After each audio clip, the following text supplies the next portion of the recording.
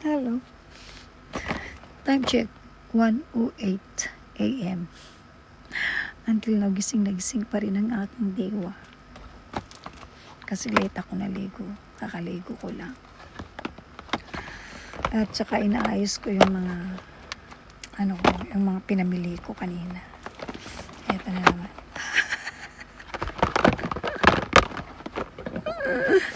Namakyaw na naman ako.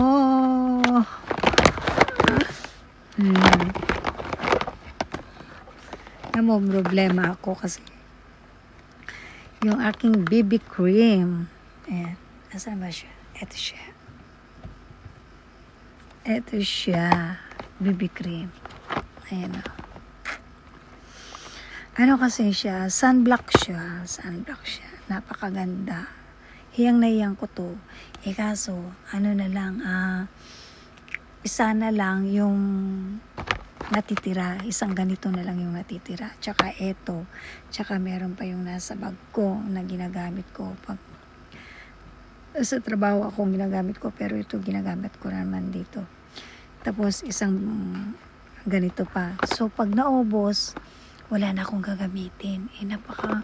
Napakaganda sa face ko yun. Napakaganda sa face ko to. Hiyang nahiyang ako dito sa BB cream. BB cream SPF 50 plus. PA. Ayan na. PA plus. Kaya, nung nakita ko kanina, nung nagpunta ako dun sa shop na yon, nakita ko, lagi kasi akong everyday na namamalengke ako, nagpupunta ako sa mall, talagang dumadaan talaga ako sa shop na yon. Tinitingnan ko kung ano yung mga sale nila. Tapos, nakita ko, meron na namang lipstick. Pero nung tiningnan ko yung lipstick, hinawakan ng matanda yung isa. Tapos tinignan ko, oh my gosh, ito nga, sabi ko. Kaya, kinuha ko lahat. Alam mo yung matanda, yung Chinese na matanda. Nakatingin lang sa akin kasi kinuha ko na lahat. Ginainom ko na talaga lahat talaga. Kaso, yung natitira na lang is, 2, 4, 6 na lang.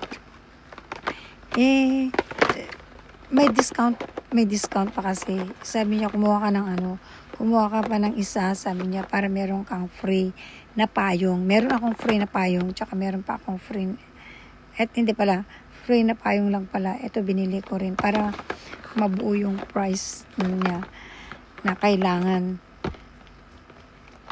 para makuha ko yung free na payong. Tsaka yun nga. Tuwang-tuwa ako nung nakuha ko. Sabi ko, still, do you have more? Sabi ko ganun. Oh, no more. Sabi niya, ito na lang. Ang bilis mo ubos, promise. Ang bilis mo ubos. Buti na lang nakakuha ko ng 6. Yan na lang. I'm so happy. I need to sleep now, guys. Because it's 1:12 a.m. Kagaling ko lang ng hospital kanina, ng clinic, kay doc. Yun nga, kaya palang tagal mag-heal tong aking eye dahil diabetic ako.